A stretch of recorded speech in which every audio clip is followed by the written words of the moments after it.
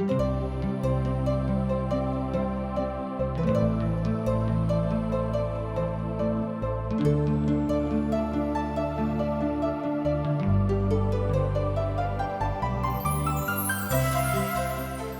कहै छथि कि पापक मजूरी तऽ मृत्यु अछि, मुदा परमेश्वर के वचन हमरा प्रभु यीशु मसीह में अनंत जीवन अछि। हम सब एहन काज करै छी जे परमेश्वर के अप्रसन्न करै छी, जे हमरा के सजा दिलाबऽ के पात्र बनाबै छथि। मुदा बाइबल अनंत जीवन के दिस एकटा स्पष्ट मार्ग के प्रस्तुत करै छथिन। TWR के प्रस्तुति आशक इजोत यह अनंत जीवन के खोजऽ में चलऽ वाला एकटा कार्यक्रम अछि। कृपया कऽ देखू, सुनू, जाहिसँ परमेश्वर अहाँ के जीवन के मार्गदर्शक बनल रहे। आशा के इजोत मैथिली कार्यक्रम में हम एक बेर और अहाँ के अभिनंदन प्रभु यीशु मसीह के मीठ आ पवित्र नाम से कह रहल छी। आजुक दिन हमरा सब 140 भजन से लऽ कऽ 142 भजन धरि अध्ययन करब। अब जेना जेना हमरा सब भजनक पोथी के आखिरी प्रभाग में बढ़ल जा रहल छी, अब हमरा सब भजनक के अंगूरक गुच्छाक लग आबि गेल छी, बा जेना हमरा सब केलाक घौदक लग बुझियो जे आबि गेल छी, जे खूब पाकल अछि आ खूब सुगंध नीक सेहो दऽ रहल अछि, आर ओ सब ओहि गुच्छाक एकटा हिस्सा अछि। भजन 140 के कोनो संबंध दूर दराज धरि आध्यात्मिक भजनक संगे नहि अछि। एहि तरहक बात किछु भजनकार सब कहै छथिन।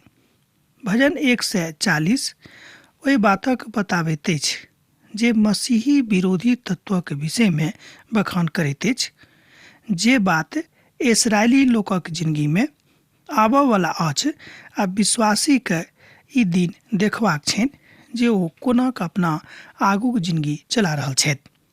ई भविष्यवाणी वाला भजन अछि, सेहो अहाँ बाजि सकैत छी। पौलुस एहि बातक दोसर थेसलोनिकोक पत्री में लिखने छथि आ एहि भजनक प्रार्थना में सेहो कहैत छथि।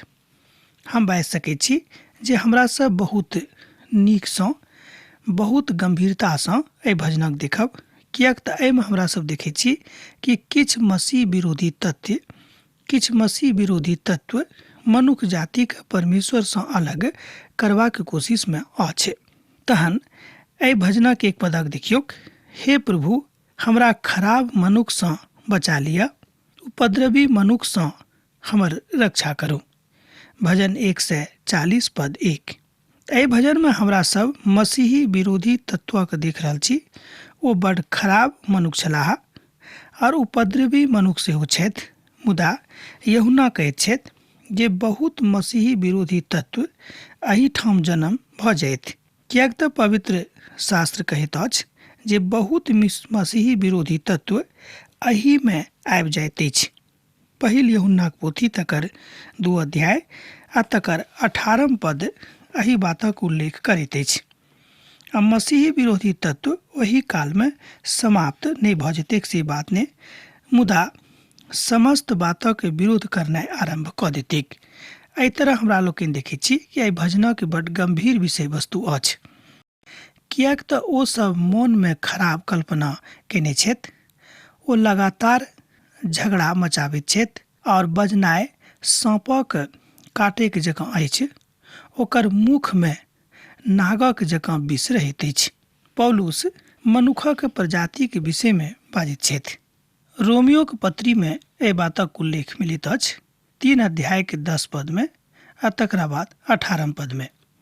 जँ अहाँ विशेष जानकारी चाहैत छी तऽ 10 पद से लऽ कऽ 18 पद धरि देखियौ तऽ अहाँ पाएब। किएक तऽ मनुखक जिह्वा विष सँ भरल रहैत अछि। जिह्वा बड़ शक्तिशाली मनुख का कमजोर कऽ दैत अछि आ हुनका फेरा में डालि दैत अछि। हमरा सब गामों पर सुनलहुँ हैं कि जे केओ जीवा से नीक नहीं बाजैत छथि, अर्थात जिनक जी नीक नहीं छनि, जिनका नीक बजे के आदत नहीं छनि, ओ आदरक पात्र नहीं रहैत छथि। मनुखक इज्जत एही कारणे बहुत बेर चलि जाइत अछि जँ हुनक जिह्वा उचित गप नहीं करैत अछि। इज्जत बढ़ेबाक जँ अछि तऽ प्रभुक महिमा में अपन जीवा का अपन संरक्षण में राखऽ पड़त, कियाक कि मनुख के इज्जत के बर्बाद सेहो कऽ दैते छै। 140 भजन तकर 4 पद एहिठाम एहि तरह बताबैत अछि, हे प्रभु हमरा दुष्टक हाथ से बचा लिअ, उपद्रवी पुरुष से हमर रक्षा करू, कियाक तऽ ओ हमर तैयारक उखाड़े के युक्ति कयने छथि। एहि तरह हमरा लोकनि देखैत छी कि परमेश्वरक पवित्र वचन मनुष्य जाति के कतेक बात में सावधानी पूर्वक चले के आज्ञा दऽ रहल अछि। एक बेर आर देखियो भजन 144 पद 4, ओतऽ एहि तरह लिखल गेल छै, हे प्रभु हमरा दुष्टक हाथ से बचा लिया, उपद्रवी पुरुष से हमर रक्षा करू, कियाक तो हमर पैरक उखाड़े के युक्ति कयने छथि। दाऊदक प्रार्थना अछि, अर्थात ई सामान्य बात नहि भेल, अर्थात धर्मी जनक ई प्रयास अछि। तहना बाजि सकलहुँ हैं कि धर्मी जनक एकटा ई प्रार्थना अछि। महाकलेशक काल में सावधानी के दिस इशारा कयल गेल अछि। ई विश्वासीक प्रार्थना अछि जे अनुग्रहक काल में होइत अछि। ई बात अहाँके प्रभुक नजदीकी में लऽ कऽ आनैत अछि, आ हम वा अहाँ एहि बातक खूब नीक रीति सँ बुझैत छी, कियाक तऽ मनुख एहि बातक अपन दृष्टिकोण से देखैत छथि जे उचित कतौ नहि अछि। हे यहोवा, दुष्टक इच्छा के पूर्ण नहि हुअ दियौक, हुनक पूरा युक्ति के सफल नहीं करियौक, नहीं तो ओ घमंड करऽ लगता है।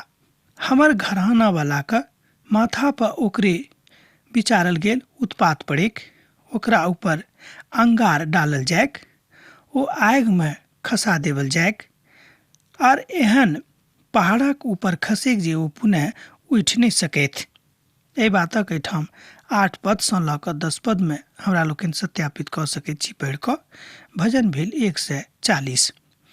भजनकार ओहि दुष्टक प्रतिकूल में प्रार्थना कऽ रहल छथि, हुनका प्रतिपक्ष में प्रभु से बाजि रहल छथि, जे मसीही विरोधी जे कियो छथि, जिनका में पहिनहिए से एहि बातक के घमंड छनि कि हम विश्वासी के प्रार्थना से खूब नीक से उचित रीति से उन्मादित नहीं होइब।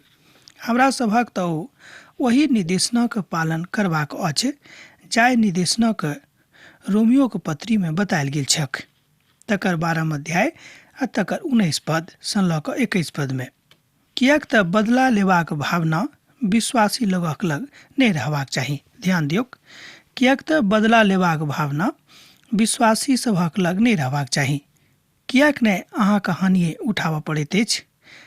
ई काज प्रभुक छनि, आ जे काज प्रभुक छनि से हुनका करऽ दियौन, आ जे अहाँके काज अछि से अहाँ करियौक। प्रभुक काज जँ अहाँ अपना हाथ में लऽ लेबे के तऽ अहाँ प्यासल मरि जायब, अर्थात एहि संसार में पानी के बिनु अहाँ एम्हर उम्हर घुरि फिर कऽ अपन प्राण त्याग देब। वस्त्र जे अहाँके भेटल अछि तकर अहाँ खूब नीक सँ सुरक्षा करियौक, कियाक तऽ एहि बातक आज्ञा प्रभु अहाँके देने छथिन। परमेश्वर लोकक बड़ अनर्थकारी विविधा में आनि दैत अछि जँ हम मसीह के आज्ञा के उल्लंघन करबे के। ध्यान दियौक, परमेश्वर लोकक बड़ अनर्थकारी विविधा में आनि दैत अछि जँ हम मसीह के आज्ञा के उल्लंघन करबे के। बकवादी एहि धरती पर स्थिर नहीं होइत, उपद्रवी पुरुषक खसेबाक लेल बुराई हुनक पीछा करते के। एहि बातक अहाँ एहिठाम देखैत छी भजन 140 पद 11।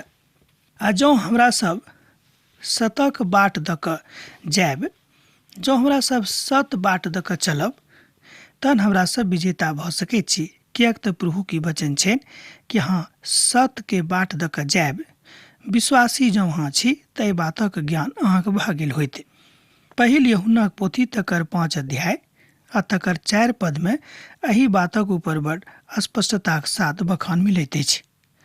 दुष्टक काज आ दुष्टक भाषा कहियो स्थापित नहीं होतीक बा नहीं हो भऽ सकैत छै, आ हुनका मोन में जतेक अनर्थकारी बात छनि, विशेष कऽ कऽ विश्वासी के प्रति, तऽ परमेश्वर तकरा कहियो पूर्ण नहीं हुआ देतीक। एहि बातक हमरा सब अपन दुनिया में देखैत रहै छी, जतऽ हमरा लोकनि रहैत छी, कियाक तऽ हमरा सभक दुनिया वएह भेल। आगा हमरा सब 141 भजना में देखे छी कि दुष्ट सँ छुड़ौती के लेल निवेदन भजनकार कऽ रहल छथि। तहन अहाँ बाजि सकैत छी कि दुष्ट सँ छुड़ौती के लेल निवेदन यह अछि 141 भजना के मुख्य आधार। ई भजन दाऊदक लिखल अछि आ ई भजन हुनक निजी इतिहासक विषय में किछु कहैत अछि। ई भजन ओहि काल में लिखल गेल रहैक जहन ओ एक बेर साउल सँ बचि कऽ भागल फिरल रहथि वा भागल फिरैत छलाह आ प्रार्थना करबाक हेतु ओ एम्हर ओम्हर जाइत छलखिन। इस्राएली लोक छथि जे दुष्ट लोक चंगुल सँ छुड़ौती के लेल प्रार्थना कऽ रहल छथि। मुदा ई तऽ आजुक दिन में हमरा सभक लेल एकटा प्रार्थनाक बड्ड गंभीर विषय बनि जाइत अछि जहन हमरा सब एहि तरहक परिस्थिति में पड़ैत छी। एहि तरह ओ कहैत छथिन, हे यहोवा, हम अहाँके सुर पाड़लहुँ हैं, हमरा लेल फुर्ती करू। आ जहिया हम अहाँके सुर पाड़ी तहिया हमरा दिस कान लगाऊ। हमर प्रार्थना अहाँके सन्मुख में सुगंध धूप आर हमर हाथ पसरनाय संध्या कालक अन्न बलि ठहरेके। एहि तरह हमरा लोग देखे छी भजनकार बाजि रहल छथि कि हे प्रभु, हम अहाँ से प्रार्थना करैत छी, हम अहाँ से निवेदन करैत छी जे हमर प्रार्थना के सुनियोक आ हमर हाथ संध्या कालक अन्न बलि के जकाँ अहाँके सन्मुख में ठहरेक आर हमरा लेल फुर्ती करू जहिया हम अहाँके सुर पाड़ी। ए बातक एहिठाम अहाँ देख सकैत छी भजन 141 पद 1 आर पद 2 में। एहि तरह हमरा लोकनि प्राप्ति में समस्त बातक विहंगम दृश्य एहिठाम देख रहल छी। टीकाकार साहब कहैत छथि कि जे दाऊद प्रभु से प्रार्थना में प्रेम करैत छथि ओ प्रार्थना कऽ कऽ एकटा महान मनुष्य छलाह, अर्थात ओ बड्ड पैघ प्रार्थना करय वाला योद्धा रहथि। ओ बाजैत छथि जे प्रार्थना तऽ मीठ प्रेम में अहाँके आनैत अछि, अर्थात प्रार्थना एकटा मीठ काज अछि जाहि काज सँ प्रभु बड्ड प्रसन्न भऽ जाइत छथिन। आ जहन हमरा सब यीशु सँ प्रार्थना करैत छी ओ प्रार्थना ओहि तरहक एकटा मीठ अनुभव अछि। एहि बातक अहाँ अपन जिंदगी में अनुभव कऽ सकलहुँ हैं जँ अहाँ प्रार्थना करय वाला मनुष्य थिकहुँ हैं। महायाजक हारून एही रीति सँ प्रार्थना के लेल वा प्रार्थना के विषय में बाजैत छथि।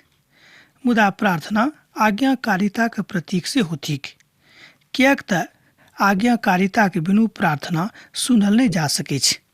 यूहन्नाक रचल सुसमाचार तकर 14 अध्याय आ तकर 14 पद से लऽ कऽ 15 पद में एही बातक बड्ड स्पष्टता के साथ उल्लेख कयल गेल छैक। आ जँ अहाँ चाहै छी जे प्रार्थना के उत्तर भेटैक तऽ अहाँके प्रार्थना करऽ पड़त, मुदा प्रभु यीशु मसीह के आज्ञाकारिता में अहाँके अपन जिंदगी के बिसारऽ पड़त वा चलाबऽ पड़त। जँ अहाँ अपन जिंदगी के नहीं बिसारबैक तहन अहाँ कहियो परमेश्वर से अपन हृदय से प्रार्थना नहीं कऽ सकैत छी। किएक तऽ लोग जहन स्मरण राखत जे हम ई थिकहुँ हम ओ थिकहुँ हैं तहन अहाँ नीक हृदय से अपन परमेश्वर से प्रार्थना नहीं कऽ सकलहुँ हैं। आर आज्ञाकारिता के आगाँ एहि बातक अहाँ बढ़ा चढ़ा के देखैत छी बा एहि निजी जिंदगी के लेल उचित गप नहीं भेल। आगाँ भजनकार कहैत छथि कि हे यहोवा, हमर मुख पर पहरादारक बैसाओ और हमर ठोरक द्वारक रखवाली करू। भजन 141 पद 3। दाऊद कहैत छथि जे हे प्रभु, हमर समस्त चाल चलनक ऊपर ध्यान राखू, किएक तऽ प्रार्थना तऽ मुखे सँ होइत अछि। तहन ठोर और मुखक द्वारक देखभाल करैत रहूँ जाहि सँ हमरा बुते कोनो तकलीफ नहीं हुए अहाँके, अर्थात मुख और ठोरक रक्षा रखवाली अहाँ करियौक। बड़ नीक होइत अछि जँ हमरा दिस ध्यान राखैत छी। आ प्रभु की बड्ड ध्यान रहैत छनि जे अहाँ कुनाक प्रार्थना के साथ अपन प्रभुक लग आबैत छी आ हुनका सँ अपन बातक मनवाबैत छी। कदापि हमरा लोकनि एहि बातक बुझनाइ ओतेक उचित गप नहीं बुझलहुँ हैं, मुदा ई गप संभव थिक।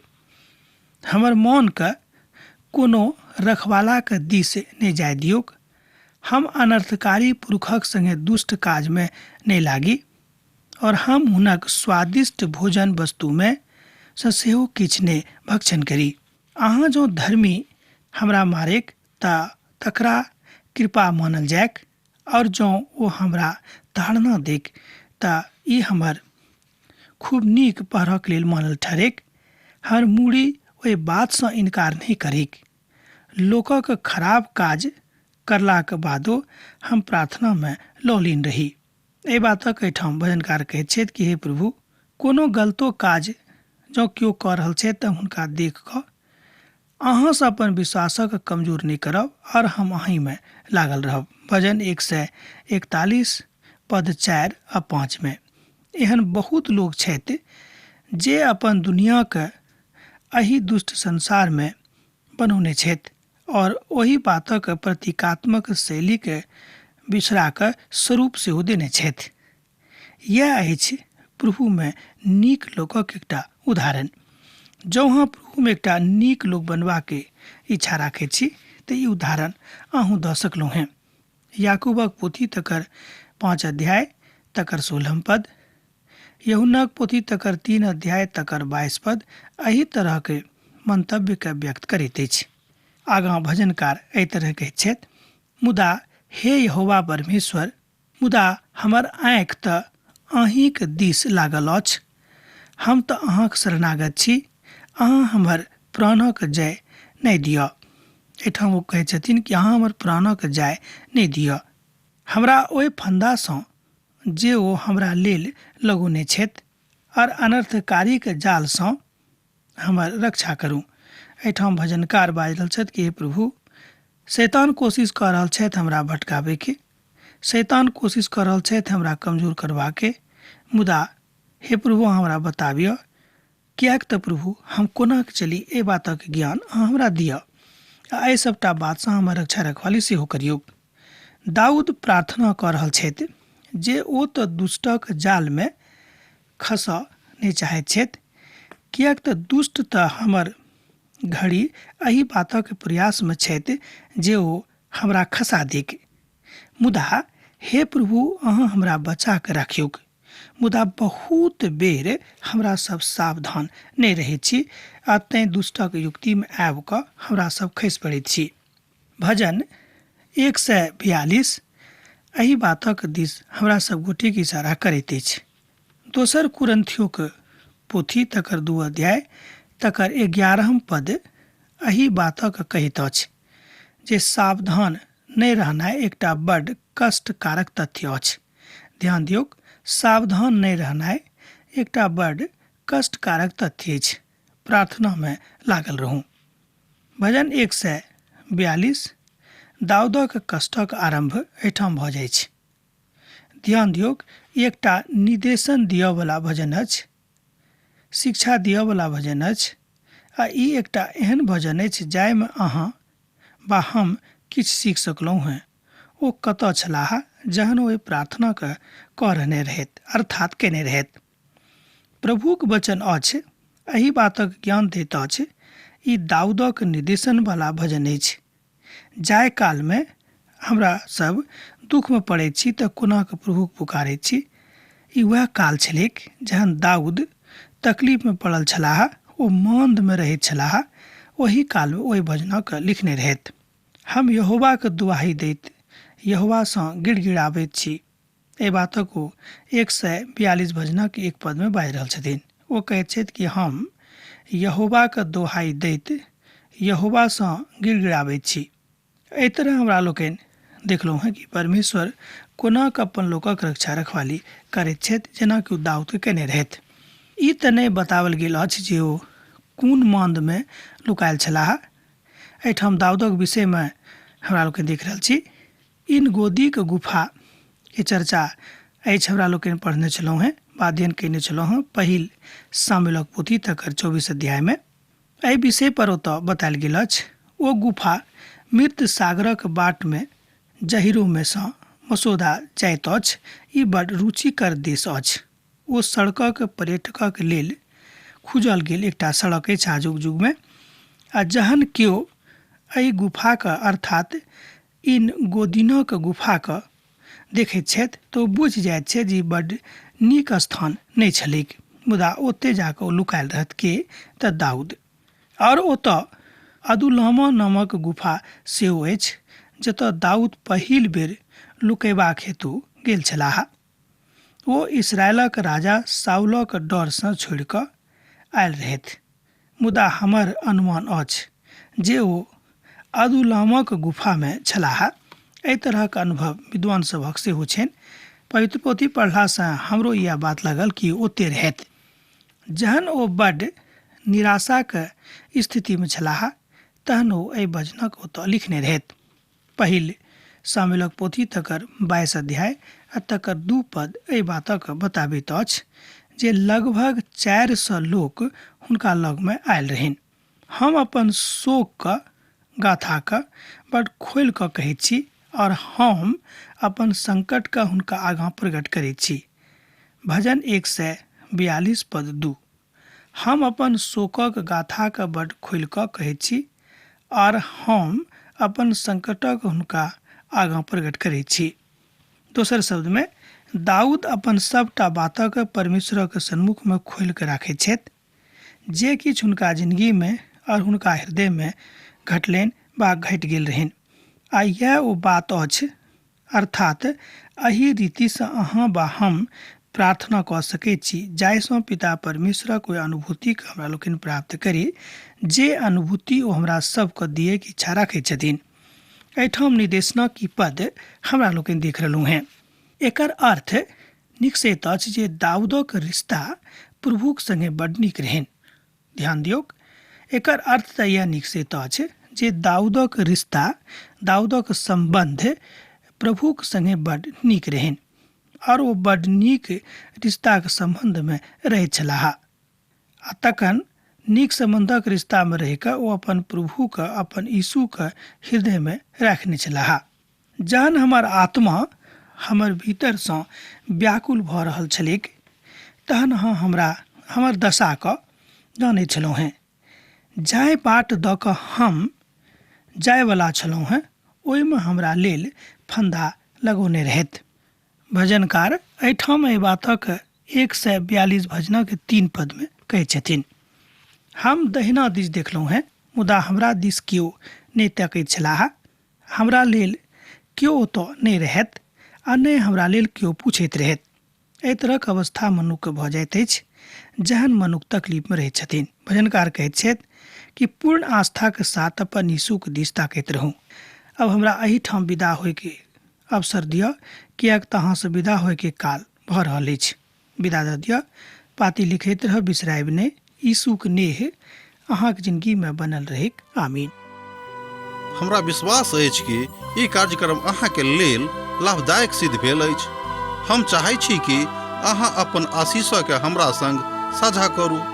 जँ अहाँके नजीक बाइबलसँ, जीवनसँ संबंधित कोनो प्रकारके प्रश्न भऽ सकैत अछि तऽ अपन समस्याके लेल प्रार्थना करबाके लेल जँ चाहै छी तऽ हमरा फोन पर जरूर संपर्क कऽ सकैत छी। परमेश्वर अहाँ सबके एकटा सुखद आनंदित दिन प्रदान करैक।